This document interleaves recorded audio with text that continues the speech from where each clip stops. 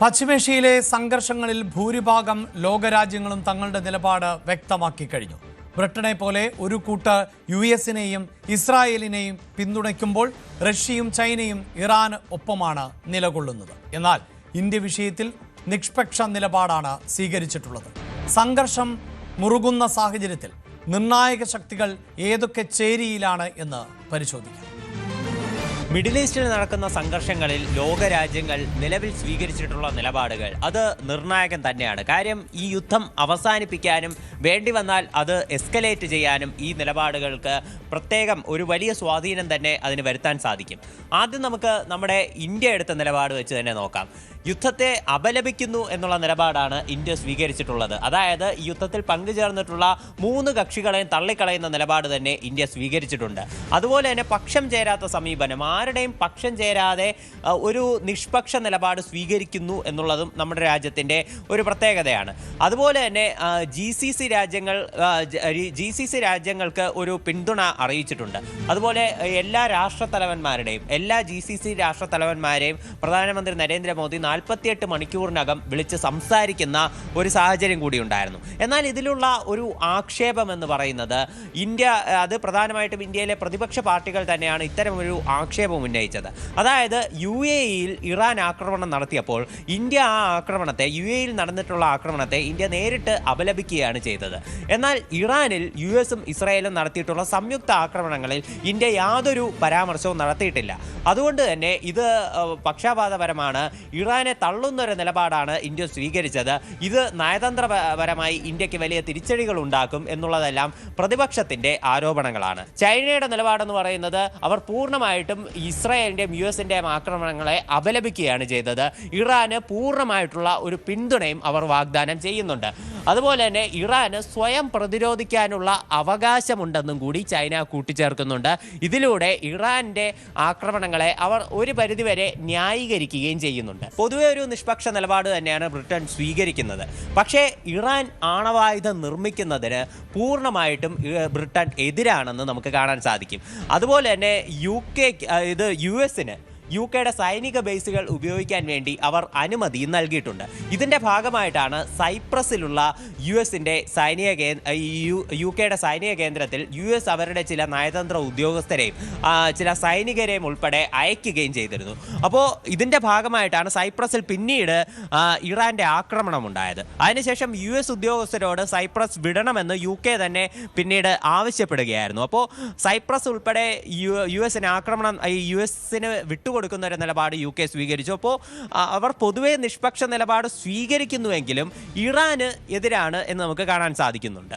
അടുത്ത ഒരു പ്രധാനപ്പെട്ട രാജ്യമാണ് റഷ്യ പൂർണ്ണമായിട്ടും ഇറാന് പിന്തുണയാണ് നൽകുന്നത്.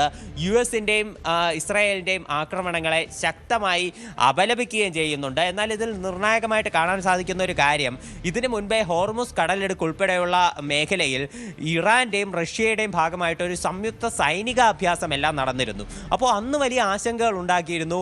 ഇറാനെ റഷ്യ സൈനികമായി സഹായിക്കുമോ, അമേരിക്ക ഇറാനെ ആക്രമിക്കുകയാണെങ്കിൽ റഷ്യയും ഇടപെടുമോ എന്നുള്ളതെല്ലാം അന്നത്തെ വലിയ ആശങ്കകളായിരുന്നു. പക്ഷേ ഇത്തരത്തിൽ സംയുക്ത സൈനികാഭ്യാസങ്ങൾ ഉൾപ്പെടെ നടത്തിയിട്ട് പോലും ഇറാന് സൈനികമായിട്ടുള്ള സഹായങ്ങൾ നൽകുന്നില്ല എന്നത് ഇതിൽ എടുത്തു പറയേണ്ട ഒരു കാര്യമാണ്. അടുത്ത ഒരു രാജ്യമാണ് കാനഡ പൂർണ്ണമായിട്ടും ഇറാനെ ശക്തമായിട്ട് എതിർക്കുന്ന ഒരു രാജ്യമാണ്. പക്ഷേ US-ഇസ്രായേലി ആക്രമണങ്ങളെ അവർ യാതൊരു തരത്തിലും ന്യായീകരിക്കുന്നില്ല. ഈ ആക്രമണങ്ങൾക്ക് എതിരായിട്ടുള്ള ഒരു നിലപാട് തന്നെയാണ് കാനഡ സ്വീകരിച്ചിട്ടുള്ളത്. കാനഡ വിഷയം ചർച്ചയിലൂടെ പരിഹരിക്കണം എന്നുള്ള ഒരു നിലപാടുകാരാണ് കാനഡ എന്ന് നമുക്ക് കാണാൻ സാധിക്കും. അതായത് ഇറാനെതിരാണ്, പക്ഷേ ഇറാനെ ഈ നിലവിൽ ആക്രമിച്ച ഇത്തരം ഒരു അഗ്രഷൻ പ്രവൃത്തികൾ അത് തള്ളിക്കളയുകയും ചെയ്യുന്നുണ്ട്. ഇസ്രായേൽ പങ്കാളിയായി US സംയുക്തമായി ഇറാനെ ആക്രമിക്കുമ്പോൾ ഇക്കാര്യത്തിൽ അറേബ്യൻ രാജ്യങ്ങൾ ഇറാനൊപ്പം നിൽക്കുമെന്നാണ് ഇറാൻ ആദ്യം വിചാരിച്ചത്. പക്ഷേ US-ന്റെ സൈനിക കേന്ദ്രങ്ങൾ, അറേബ്യൻ രാജ്യങ്ങളിലെ US സൈനിക കേന്ദ്രങ്ങളിലേക്ക് ഇറാൻ ആക്രമണം നടത്തിയപ്പോൾ ഇവർ ഒട്ടാകെ ഇറാനെതിരെ തിരിയുന്ന ഒരു ദൃശ്യമാണ് നമുക്ക് കാണാൻ സാധിച്ചത്. അതായത് ഇറാന്റെ ആക്രമണങ്ങളെ ശക്തമായി അറേബ്യൻ രാജ്യങ്ങൾ എതിർക്കുന്നു എന്നുള്ള നിലപാടാണ്. US-മായി അവർ ഒരു സംയുക്ത പ്രസ്താവനയും പുറത്തുവിട്ടിട്ടുണ്ട്. ഈ സംയുക്ത പ്രസ്താവനയിൽ ഇറാന്റെ ഭാഗത്തു നിന്നുണ്ടായിട്ടുള്ള എല്ലാ ആക്രമണങ്ങളെയും അവർ പൂർണ്ണമായിട്ട് എതിർക്കുകയാണ്. അതേസമയം ഒമാൻ്റെ നടപടി നമ്മൾ ശ്രദ്ധേയമായി നോക്കിക്കാണണം. കാര്യം ഒമാൻ ഇക്കാര്യത്തിൽ മറ്റ് GCC രാജ്യങ്ങൾക്കൊപ്പം ചേരുന്നില്ല എന്ന് മനസ്സിലാക്കാം. ഒമാൻ ഒരു നിഷ്പക്ഷമായ നിലപാടാണ് സ്വീകരിക്കുന്നത്. ഒമാനിൽ 2 ഇടങ്ങളിൽ ഇറാൻ്റെ ആക്രമണം ഉണ്ടായിട്ട് പോലും അവരിപ്പോഴും മധ്യസ്ഥത വഹിക്കാൻ തയ്യാറാണ്. ഈ ഒരു ആക്രമണങ്ങൾ അത് നിർത്തണം എന്നുള്ള നിലപാട് തന്നെയാണ് ഒമാൻ സ്വീകരിച്ചിട്ടുള്ളത്. അപ്പോൾ ഒമാൻ ഒഴിച്ച് ബാക്കി എല്ലാ ഗൾഫ് രാജ്യങ്ങളും ഇതിൽ ഇറാനെ തള്ളിക്കളയുന്നു എന്നുള്ളൊരു നിലപാടാണ് സ്വീകരിച്ചിട്ടുള്ളത്. പാകിസ്ഥാൻ അമേരിക്കയ്ക്കും ഇസ്രായേലിനും വിരുദ്ധമായിട്ടുള്ള ഒരു നിലപാടാണ് സ്വീകരിച്ചത്. ഈ ആക്രമണങ്ങളെ പൂർണ്ണമായിട്ടും പാകിസ്ഥാൻ അപലപിക്കുന്നുണ്ട്. പ്രശ്നങ്ങൾ എന്നാൽ ചർച്ചയിലൂടെ പരിഹരിക്കണം എന്നുള്ള നിലപാടാണ് പാകിസ്ഥാനുള്ളത്. അവർ ഇറാന്റെ ആക്രമണങ്ങളെ നിലവിൽ ന്യായീകരിച്ചിട്ടില്ല. സ്വയം പ്രതിരോധിക്കാനുള്ള അവകാശമുണ്ട് എന്നുള്ള ചൈനയുടെ ഒരു നിലപാട് ഇവർ പിന്തുടർന്നിട്ടില്ല. പ്രശ്നങ്ങൾ മധ്യസ്ഥതയിലൂടെ പരിഹരിക്കണമെന്നാണ് പറയുന്നത്. അതുപോലെ തന്നെ വേണമെങ്കിൽ ഇതിൽ മധ്യസ്ഥത വഹിക്കാൻ തയ്യാറാണ് എന്നും കൂടി പാകിസ്ഥാൻ സന്നദ്ധത അറിയിക്കുകയും ചെയ്തിട്ടുണ്ട്. ഒമാനെ പോലെ പാകിസ്ഥാനും സന്നദ്ധത അറിയിക്കുകയാണ് ചെയ്തത്, ഇതിൽ വേണമെങ്കിൽ മധ്യസ്ഥത വഹിക്കാമെന്നുള്ളത്. പക്ഷേ US-ന്റെയും ഇസ്രായേലിൻ്റെയും ആക്രമണങ്ങളെ തള്ളിക്കളയുകയും ചെയ്യുന്നുണ്ട്.